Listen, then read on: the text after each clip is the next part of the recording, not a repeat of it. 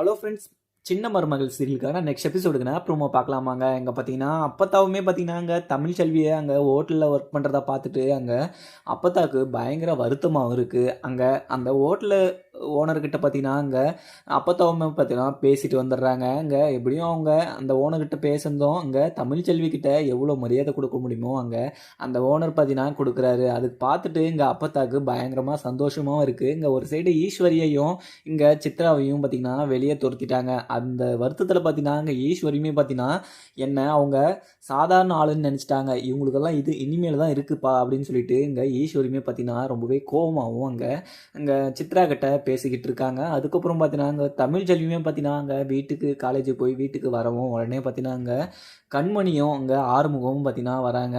அண்ணி, உங்களால் எங்களுக்கு 2 பேருக்குமே பார்த்தீங்கன்னா அங்கே கல்யாணம் நல்லபடியாக முடிஞ்சிச்சு.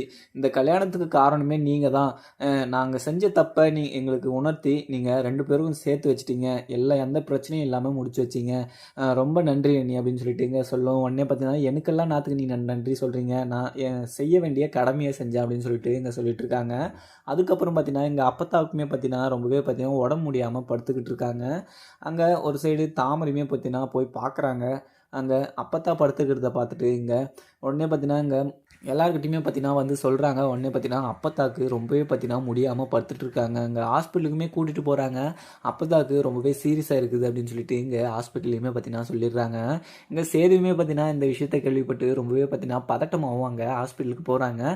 போய் பார்த்ததும் அப்பத்தாவை போயிட்டு மீட் பண்ணுறாங்க. அப்போயுமே பார்த்தீங்கன்னா அப்பத்தா ரொம்பவே பார்த்தீங்கன்னா முடியாமல் படுத்துக்கிட்டு இருக்காங்க. சேது, நீயும் தமிழ் செல்வியும் நல்லபடியாக சேர்ந்து வாழுங்க. நான் பொழைக்கிற மாதிரி எனக்கு தெரியல, எனக்கு உடம்பெல்லாம் பார்த்தீங்கன்னா ரொம்பவே வலிக்குது அப்படின்னு சொல்லிட்டு ஒரு சைடு அப்பத்தாவுமே பார்த்தீங்கன்னா சேதுக்கிட்ட சொல்லிக்கிட்டு இருக்காங்க. சேதுக்கிட்ட சொல்லிக்கிட்டே இருந்து அப்படியே மயக்கம் போட்டுடுறாங்க. உடனே பார்த்தீங்கன்னா சேது ரொம்பவே பதட்டமாகவும் டாக்டரையும் கூப்பிடுறாங்க. கூப்பிட்டு டாக்டர் என்ன ஆச்சுன்னு பாருங்கள். உடனே பார்த்தீங்கன்னா மயக்கம் போட்டு கீழே விழுந்துட்டாங்க. டக்குன்னு பாருங்கள் டாக்டர் அப்படின்னு சொல்லிட்டு சேதுவுமே பார்த்தீங்கன்னா ரொம்பவே பதட்டமாகவும் டாக்டர்கிட்ட சொல்கிறாங்க. உடனே பார்த்தீங்கன்னா டாக்டரும் பார்த்தீங்கன்னா பல்ஸ் செக் பண்ணி பார்க்குறாங்க. அப்பயுமே பார்த்தீங்கன்னா அப்பத்தாக்கு நாடியே துடிக்கலை அப்படின்ற மாதிரி சொல்லிடுறாங்க. உடனே பார்த்தீங்கன்னா சேதுக்கு பயங்கரமாக வருத்தமாகவும் இருக்குது. அதுக்கப்புறம் பார்த்தீங்கன்னா சேதுக்கு என்ன பண்ணுறதுனே தெரியாமல் ரொம்பவே வருத்தமாகவும் இருக்குது.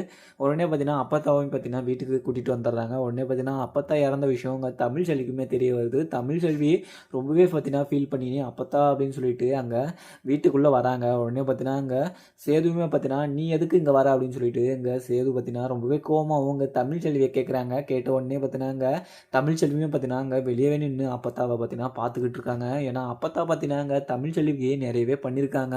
ஆனால் இப்படி பண்ணியுமே பார்த்தீங்கன்னா சேது அப்பத்தாவை பார்க்க விடாமல் ரொம்பவே கோவமாகவும் அந்த இடத்துல நின்று நீ எதுக்கு வர அப்படின்னு சொல்லிட்டு கேட்குறாங்கன்னு சொல்லிட்டு தமிழ் செல்விக்கு பயங்கர வருத்தமாகவும் இருக்குது. அதுக்கப்புறம் பார்த்தீங்கன்னா ஈஸ்வரியும் யோசிச்சுக்கிறாங்க. எனக்கு எவ்வளோ பெரிய பிரச்சனையே என்னை போய் கொட்டையாக உட்கார சொன்னீங்களா, இப்போ உனக்கு சரியான தண்டனை கொடுத்துட்டான் ஆண்டவன் அப்படின்னு சொல்லிட்டு யோசிச்சுக்கிட்டு இருக்காங்க. அதுக்கப்புறம் நடக்குதுன்னு பார்க்கலாம். உங்கள் வீடியோ பிடிச்சினா லைக் பண்ணுங்கள். தேங்க்யூ.